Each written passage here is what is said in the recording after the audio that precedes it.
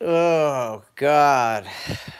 Thank God that game's over. It caused my eyes to bleed. I just wanted it to end. And it's a shame because we played this exact same team last night and we came out like gangbusters. Okay? Had a great offensive game plan last night. And then you come down to Washington. We're fresh. Our starters didn't play a lot of minutes. We figured we would come out same way, come out like gangbusters because you need to do that when you're on the road, especially when you have a team down and you have fresh legs, off a back to back, and you don't. You come in, you play sloppy, you play lackadaisical, close to no defense, no energy whatsoever. We were on the tightrope the entire time. It's just absolute disgrace. This should never happen. And maybe Brett Brown should take notes on how to keep a lead because after they had it, they had a 26-point lead, and we really only cut it to 12 a couple times. If that was the Sixers, we definitely would have lost that. It's just a sloppy, sloppy game. Embiid had a really great game, minus the turnovers. He had a ton of turnovers tonight, but you can't only hit 5 3-pointers from our end. And the scouting report on the Wizards, okay, they have no interior game, so you want to guard the perimeter. Well, we didn't do that. They shot great from downtown. They shot 48%, 54 overall for the game. We shot a measly, I think 43%, 29% from downtown. Just overall crap game, dude. It was just trash. At some point you thought they were gonna turn it on to a second level to try to cut into that lead. It just never happened. Landry Shamet last night had a career night, 29 points. Broke the most three-pointers in a game by a rookie for the Sixers. He surpassed AI, who had 6, and then he got, obviously, 8 last night, which was great to see. He finally had his coming-out party. I think he'll be a nice takeover for when JJ does finally leave this team. You knew they were going to game plan around him, though. For what he did last night, he ended up doing close to nothing. Our bench had a measly 12 points. I think their bench had 47, I want to say. Bradley Beal was amazing. God, he would look great in a Sixers uniform. Just the way he plays, but I honestly think they might build around him rather than John Wall, let John Wall go. But they're kind of stuck with John Wall because of that contract they gave him. It's just crap, man. You can't win. It's hard enough to win on the road, but when you give up 24 turnovers, I mean, it's an absolute disgrace. That should never happen. No, he doesn't. I mean, Jimmy didn't have that all great of a game. He still didn't give up, though. Had a lot of energy, got some steals. I do want to see more of a two-way game with him and Embiid. It's just nobody played well tonight. It was just shit. They could not hit a shot. They couldn't buy a shot. And then you figure last night, Shamet, the basket must have looked like the Grand Canyon last night because he was just flowing real easy, stepping in the shots. And we knew that wasn't going to happen again. So they game planned around him really well. We got to the line, it's like our bread and butter to try to stop that offense. We could not defend. And blocking out. There was no blocking out during this game at all. You got 3 Sixers standing around, and the young kid, Thomas Bryant, goes up there and gets the rebound. It's like, what the hell are you doing? Or when Embiid comes over with the help defense, you got to block the other guys out because all that work Embiid did to come over with the help defense, they're still getting the ball and scoring 2 points. You got to stay aware. And it's just a lot of the times this team seems to lose interest when they're playing. I don't know if they figured they were going to come down here and do the same thing they did up at the Wells Fargo last night, but you can't take these losses lightly. You got to get wins like this because Murderers Row is coming up soon. Okay? The 15th all the way to the end of the month, you are playing really tough playoff teams, and it's a lot of teams out in the West that we seem to struggle with. You got San Antonio, you've got the Wizards, or not the Wizards, I'm sorry. We just played the Wizards. The Wolves. So, you got to pick up easy wins like this. You got teams chomping at your tail. I want to move up higher in the seeding, for playoff reasons. You want to have home court, and you should just walk over teams. This team is, what, in the ninth or 10th spot in the East. They're not even a playoff team. They lost their best player in John Wall. You didn't have to fight Dwight Howard, so you got another big body out there. So Embiid should have ate, which he did. He had a very good game, just minus the turnovers. Simmons, it's killer with the turnovers as well. It's just the team just wasn't cohesive tonight. We almost, I'm trying to think. We had almost 40 assists last night. The ball was just moving. We almost had a perfect game. Okay? Back-to-back, you don't want to play your starters a lot, and they had rest last night. They just looked like they went into double overtime when they came out tonight against the Wizards in the beginning of this game. At halftime, they had 14 turnovers. 24 total, so that means they got 10 more turnovers. It's just, it's the same shit night in and night out. Nothing has changed under Brett Brown's tutelage with the turnovers. We're always tops in the league, and what was it, I think 3 minutes into the third quarter, Allah's letting us know that, well, we got 17 turnovers. It's a tick under what we usually have for the season. So that's a telltale sign to how sloppy we are with this ball. You can say it's young, it's this and that. It's just like, come on, man. You got to clean it up. And it's stupid, careless turnovers. That one game against the Nets in Brooklyn. It's terrible, dude. It's just absolutely terrible.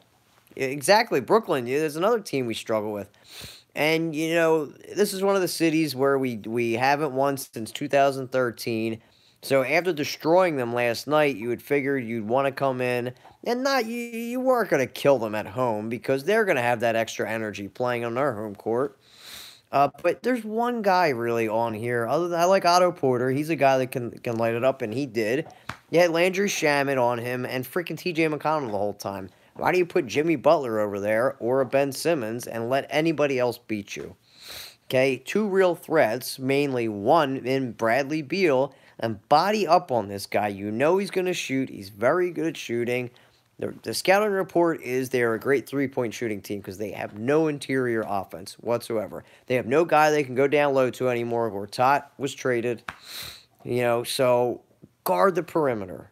What do? We didn't guard the perimeter. They lit us up for threes all freaking night. Trevor Ariza's ass had 17 points. I mean, come on. So, poor game plan. Didn't come out with any energy. Didn't really change it in the second half. I knew we weren't going to cut into this lead and take over. It's just, Embiid can only do so much from the scoring standpoint. You got JJ out with back stiffness. They put baby gloves on him, and it was precautionary. I still think he could have played. They probably expected Shamet to go off again tonight, but like most good teams, you game plan around that and go off a scouting report since we just played each other last night. Just a disgrace to watch, and you're not going to shoot great night in and night out. We were just poor performance altogether from the entire team. There's not much to say else about it. It sucks, and we just got to move on to the next one. I was hoping to get 5 wins out of this little stretch. We play Atlanta on Friday. God, I hope we don't struggle with that team either, but knowing us, we probably will. It was nice to shut the door on a team last night like we did, being up. Yeah, 12 points, Rod. I know, it's a joke. It's freaking awful. And you look at production from a lot of other teams, and they're getting 12 points from one guy. We're getting it from 4. So injuries has hampered us, but we just need more firepower. We know what we need. It's just we need the GM to stop sitting on his hands and make a move. You can't do anything with Markelle Fultz. We don't know when Zaire Smith's coming back. Justin Patton's a big question mark. When the hell are we getting all these guys back? I don't know. But if you really want to make a push like we did last year and improve, you have to get more scoring off the bench. Okay, it can't always be the big 3 all the time. It's not going to work out like that. So until we make a move, we are going to continue to struggle unless we play perfect offense like we did last night. Or you get a big night sporadically from one of our rooks. So, it is what it is. We move on to the next game. Hopefully we get that win. Because I am really nervous about Murderers Row. That schedule that's coming up. Oh, man. Just as nervous I am for the Eagles playing the Saints on Sunday. Exactly. That's the thing. Phillies 2008. If the Pacers did lose, so we're trying to, catch up on ground by getting easy wins against teams like this, and then we don't do it. There's no excuse that we lost this badly to a team like the Wizards. Okay? They're not that good. I don't think they're that good at all. You've got one main focus in Bradley Beal to try to shut him down. Again, we didn't. Poor defensive game plan around him. No defense was played at all. He lit us up for 34. The rest is history. He is, Rod, but, it's like you look at it, who else is going to back up Simmons at this point? You got to make a trade for other players. He's getting way too much because Fultz is over there living it up in L.A., catching rays and probably surfing because he's got that thoracic issue. Who the hell knows what's wrong with him? So until we know what's going on with Fultz, TJ is going to be getting a ton of minutes. He's best used in like 5 to 10 minute spurts, not 28 minutes worth. He can't guard a glass of water. He's not very good offensively. Sometimes he'll hit those little elbow jumpers, but he's another player that gets eaten alive on defense. He can't defend. He can't. It's just like Butler didn't play good tonight, Ron. No, he didn't. Definitely not. One of his poorer games. When you look at it, I think there's really only one true all-star on the team, and that's Embiid. I think since Jimmy has come here, he hasn't played to an all-star level. He's had good games, but I don't think he's worthy of making the all-star team. It's the all-star team is basically a popularity contest anyway. So is the Pro Bowl. So he had a bad game tonight. At least he tried to make up for it. He never gave up. Good energy. Got a couple steals in there. But I still think Brett needs to draw up more plays for him. Get him more focused and more incorporated into the offense. Draw separate plays up for him. He doesn't use them correctly. Okay, get a more two-way game going with him and Embiid. It would be nice. But when you're down that much, it's hard to cut into a lead like that. Again, I don't know if Brett thought he was playing ourselves, because most teams don't let 26-point leads bleed away in a blink of an eye. See, if that was us, guaranteed that lead would have been given up. There's no doubt in my mind. But, so I hope he learned from Scott Brooks, took some notes down, how not to blow a big lead and maintain it and come away with a win. Just, that game has made my eyes bleed. 24 freaking turnovers. 14 in the first half. Christ, dude, it's like watching AAU out there. Yeah, I like Korkmaz. They didn't pick up his option, though, so I don't know if they want to let him walk. I still think he has some work. He's a little raw, but he's got a nice release. He can handle the ball a little bit. He's a taller guy. But I do think we could work him and incorporate him and keep him on the bench. He's just filling in for JJ right now because of his injury. But he'd be a nice little piece off the bench that can play with Ben Simmons because he's a pass-first guy, and you want to surround him with shooters like Shamet and Korkmaz and so on and so forth. I still think you need a power guard off the bench. What's up? Your opinion on the Eagles so far in their next game? So the Birds, I thought, struggled a little bit against the Bears. I thought play calling on both sides was freaking awful. I can't stand Jim Schwartz. And I don't, as you know, I don't know if you do know this. Yeah, I'm not an Eagles fan at all, but I think Jim Schwartz is a schmuck. The way he calls defense, your line wasn't getting to Trubisky at all. Okay? At all. You would have to start blitzing him. I mean, he was basically sitting back there in the pocket clean. You're acting like you got all pro corners back there. I mean, you're so decimated at a corner. I feel like you have to change that game plan. And surprisingly, Doug didn't really call a good game either with the run game. You have to keep the defense honest by running it, right? But why are you running it up the middle with Sproles, bro? Luckily they called that timeout at the end. And Hester was able to get a finger on it, and you get in a kicker's head like Parkey. That's the really only way that freezing the kicker works. Because if that was Vinatieri back there or anybody like that, 9 out of 9, 9, 10 out of 10. Ugh, my God, 10 times out of 10, that is going in. But he was able to get a finger on it. They lucked out, and they're going to the Saints. Now, what I think you have to do to beat the Saints, it's going to be a struggle because they've got Drew Brees back there.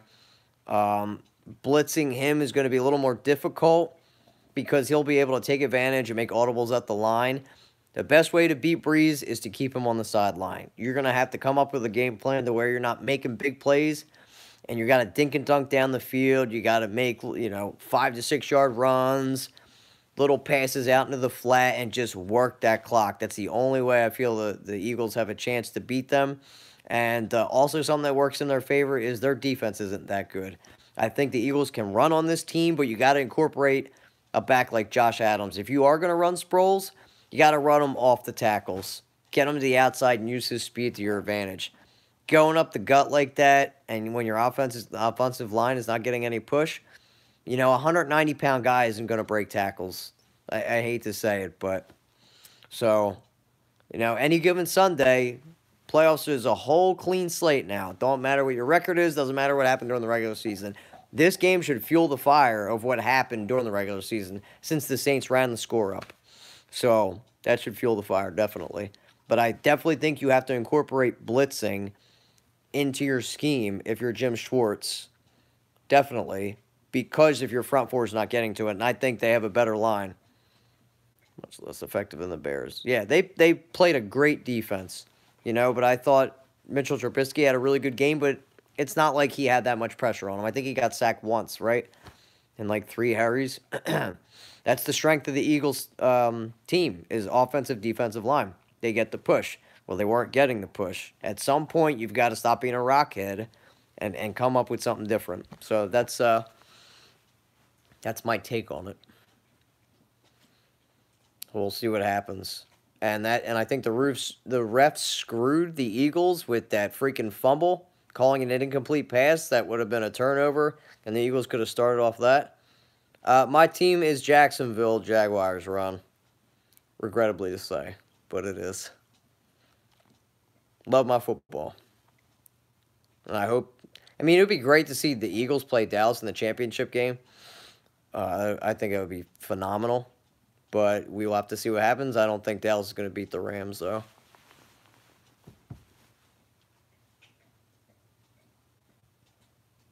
I am not Philly everything. Nope. I root for the Phillies. I'm a Sixers guy, and I root for the Jags. I'm not a 4 for 4, and I don't care about hockey. So, nope. The fumble was a fumble, not an incomplete pass. Yeah, dude, that's terrible. Some of these refs, I feel like a lot of these refs in the NFL, and it's turning to where the players are expecting the refs to make a lot of calls for them instead of plays, and that's just a complete foul up on the NFL. It's a joke, dude. They really have to sit down and take a hard look at what these refs are doing, because a lot of the times they're dictating games, and they shouldn't be. And they're making the wrong calls to boot. That guy was right in front of that play. Like, right in front. How could you not tell he made a football move after catching it and made 3 steps? And none of the Eagles jumped on it. And I thought after that happened, they were going to give it to the Bears at the 3-yard line. That would have been a complete screw-up, and they would have screwed the Eagles out of it, and they would have had to own it. Because it doesn't matter to the NFL. They'll just go out with an apology and say, we're sorry, we'll try to make a better call, blah, blah, blah, blah, blah. To whereas, a whole team season is over. They fought their asses off to get there, but yet, your one bad call is causing their season to be over. There should be more of a penalty on the refs. I feel like for making bad calls like that blatant, the refs should be fined. There should be some type of punishment for these morons, okay? Yes, there's human error, but when it continuously happens, there's got to be, some type of reprimandment for it. Has to be. It's terrible, bro. And at least they're letting them play a little more than in the playoffs than they are during the regular season. They should treat Foles and Wentz like the way Green Bay treated Favre and Rodgers. Yo, absolutely. What do you mean by that? Sorry, Rod. I don't know if you watch American football. Not much to talk about the Sixers after that. Watching that eyesore. Ugh, bad. Just bad. After watching 24 turnovers, being down 26, and not stopping their only player on their team. Both players. I think Otto Porter went off for 23 tonight. I wanted him too. I wanted him in a Sixers uniform. So I'm hoping we have a trick up our sleeve, but they honestly might just be relying on Fultz to come back and turning into a stud. I hope that's not the case because I don't think we're gonna see him for the rest of the season. He's living it up in L.A. right now, sipping Mai Tais, sitting on Laguna Beach. If Foles beats the Saints, he'll have made 100% solid his case of being definitely an elite QB. Oh, okay, so what that happens, that's what you meant by the Favre Rodgers thing. So I feel like if that happens, if he does lead this team back to the Super Bowl, they're going to re-sign him, so it would be $20 million that he would be owed, and I would tag him and trade him. Because you look at that then, they're still going to go with Wentz, in my opinion. Foles should start and Wentz should be benched until Foles' magic is done. Oh, that was Ron that posed that question. But you definitely have to make a case for what do you do, because what constitutes Carson other than him having more potential and only being, 3 years younger, or maybe 4 years younger, that he is the franchise, but he hasn't proven anything up until this point. He's injury prone, and he hasn't really had that playoff taste yet. Although Nick comes in, is cool under pressure, comes in calm, cool, collected, and it's something tough that the Eagles are going to have to do. But I think they have to bite the bullet, give him that $20 million that he's going to be owed to bring him back, tag him, and trade him to get something for him. Because I feel like you just can't let him walk. You want to try to get some type of value out of him, and you're not going to pay him $20 million to back up Wentz. But what constitutes Wentz earning a $200 million contract other than what you gave up for him? That would be the only thing in my eyes that constitutes him earning that money. Yeah, he had that great season before he blew his knee out, but he has his back injury now. He blew both those ligaments out in his knee. It's scary. And I'm definitely a Wentz guy. I thought it was a great move for the Eagles to do, but you have to go moving forward with Carson because Nick Foles did not play well in the beginning of the season. It seems like when it matters the most is when Nick shines. And when it matters the most, Wentz doesn't. So, big decision for Howie and the front office to make on that. But even if Nick Foles does happen to bring the Birds back to the Super Bowl and they somehow win it, because they were picked favorites to repeat, I still think you got to stick with Wentz, unfortunately. It's been fun to watch, though. And I'm interested to see if this is just a systems thing for Nick. Maybe people think that Wentz at this point is just damaged goods. I don't think he is. I think you have to stick with Carson. Okay, he had that great season before he did blow his knee out. You just got to give him some time to come a full year off of that knee injury. That was a major knee injury. Look at Deshaun Watson.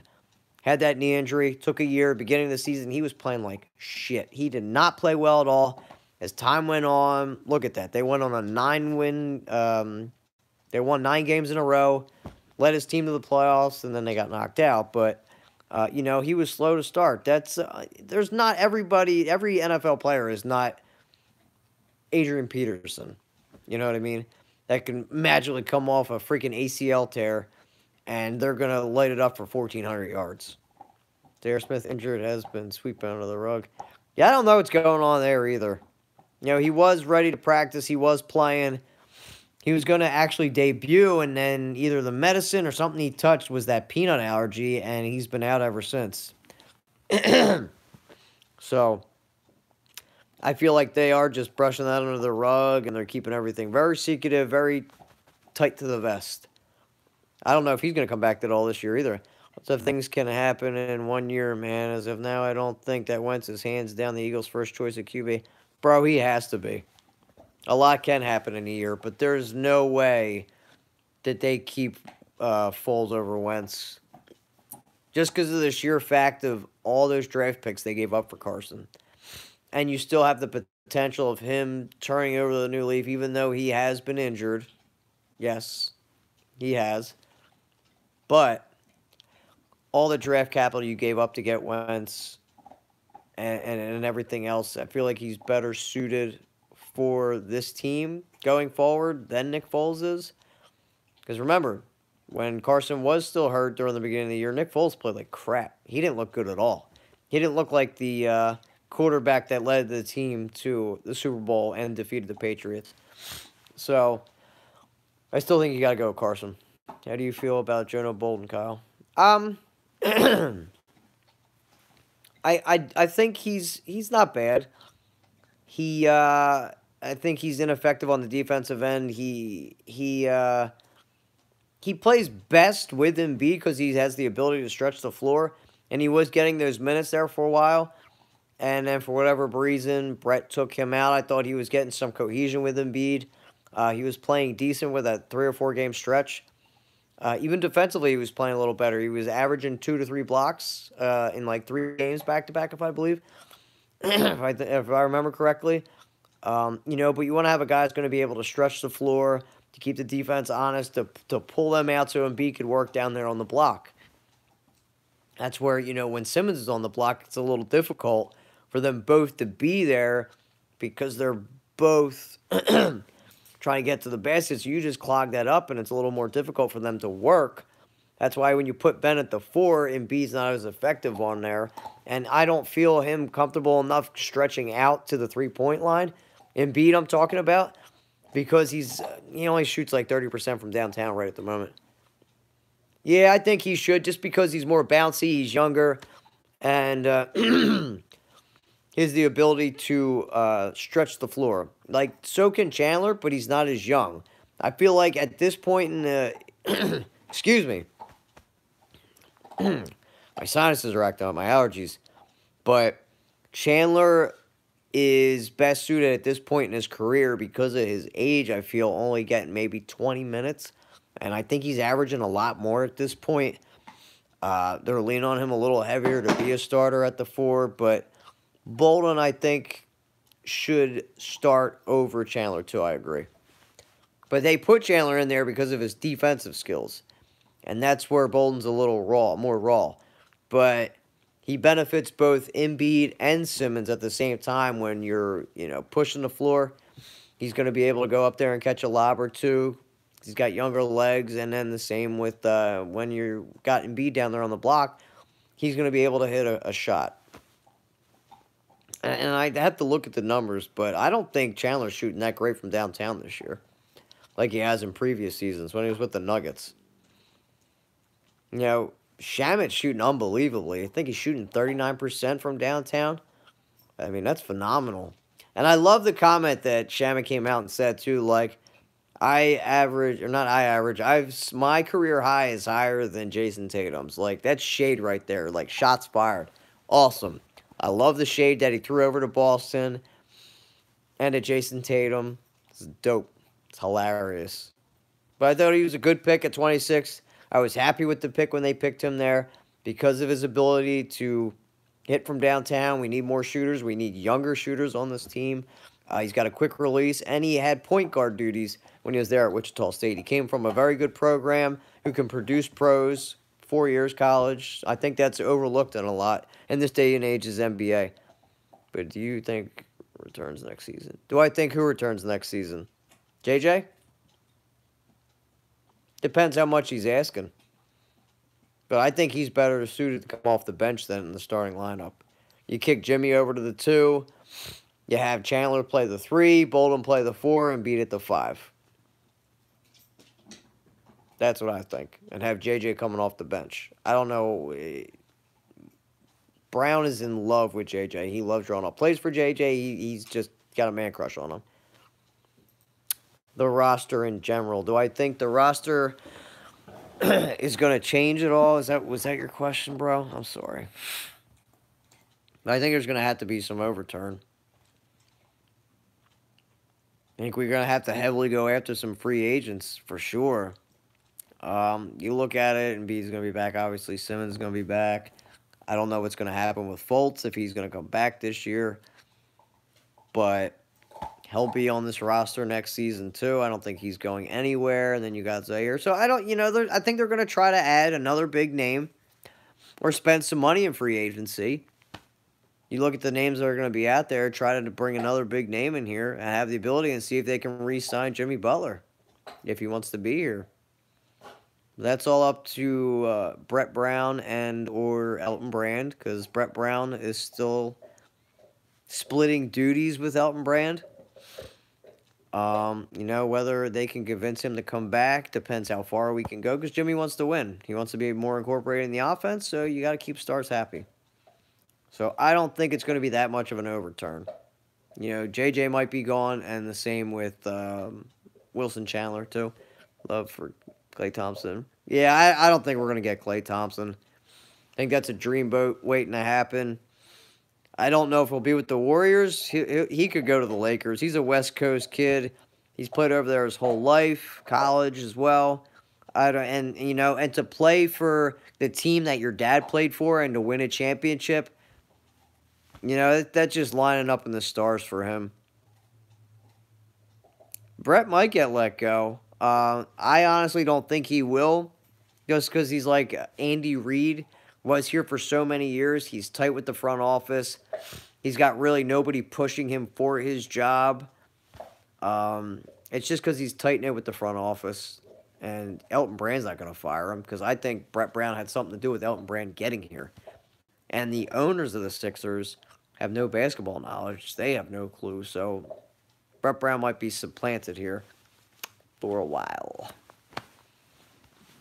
Especially if he keeps getting to the playoffs and we're like 3rd and 4th seed. They're going to be like, oh, well, look at these. We're getting to the playoffs every year, and we went from winning 10 games a year to the playoffs. So I don't think he's going nowhere. I hope so, Ron. I hope the fire gets lit up under his ass and he's out of here, because his knowledge is very limited. But, in my case, it would either be we get to the Eastern Conference Finals or he's gone. That would be my eyes if I was Elton Brand. Unless he gets us there to the Eastern Conference Championship, he's got to go. But that's too far ahead. I don't like to look that far into the future. I like to take it, as cliche as it is, game by game, just do what our inefficiencies are, to try to improve what we had. I know we were juggling with half a deck, kind of. We still don't know what we got out of our 2 young rookies, Markelle Fultz and Zaire Smith. We just need some damn role players in depth, but it's taking a while. I know, man. Seems like this process has been going on forever. Longer than we expected. Elton Brand sees the inefficiencies. He's seeing what's going on. We got to go out and do something. We have to change this now. Just wait. It might take when we face Murderers Row later in the month for them to really act on it, because I'm looking at that schedule. I think we might only win 1 game out of those 7 games that we play.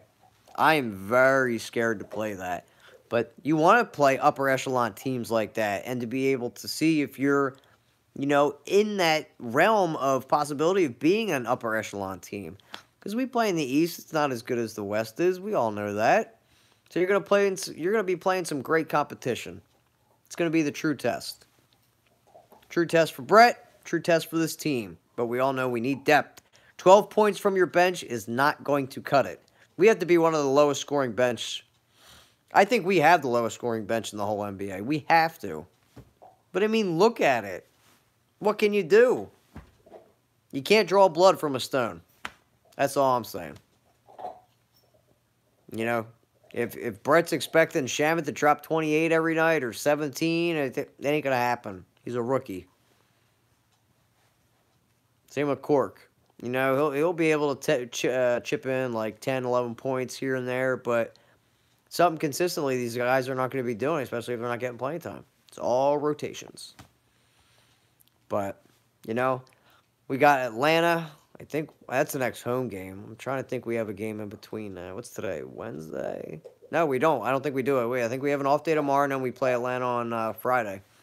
So it's not like we have to get prepared for that team. We should dominate and annihilate that team. But when they came here earlier in the year, it was a struggle. We just freaking struggled, guys. Hopefully we come out like we did last night, like gangbusters, destroy this team, the starters can get some rest, and we look forward to the tougher schedule at the end. Because then we got the Knicks Monday, another team we should slaughter, throw to the Wolves, but they got Trey Young on that team. He likes to shoot a lot of threes. You got Vince Carter on that team. They show some grit. That Atlanta team's no pushover team. They're going to come in here with a chip on their shoulder, and they're going to try to upset us. So we better come prepared, come ready, not turn the ball over 24 times, hopefully, and get that win at the Wells Fargo Center. Keep that home cooking going, okay? That's what I want. But again, take notice, guys. We let up over 120 points yet again this season. I'm going to have to go back and count how many times that's happened. But to my knowledge, letting up over 115, it's had to have happened 20 times this year, maybe more. Kind of reminds me of the Mike D'Antoni teams with the Suns in the early 2000s. They would score a shit ton of points, but they'd also let up a ton of points too. And that's why Mike D'Antoni will never win a championship, ever. You've seen it with the Rockets. Beautiful poetry in motion with offense, but when you don't play defense, you can't win championships. Why? Because defense wins championships. I'm that cliche and I'm that old. All right, on that note, this is Kyle Gaffner with the Bitter Birds. Sixers come out deflated, no energy, after crucifying the same team not 24 hours ago. What happened? It's back-to-back, but the starters got a lot of rest. They figured us out. We came in lackadaisical, no energy, didn't even seem like we wanted to play this game. Seemed like we were on Christmas vacation or something. Still hungover from New Year's 7 days ago. I don't know what happened, but Brett Brown better have took notes on how to keep a big lead, and maintain it. Thank you, Scott Brooks. I hope you opened his eyes.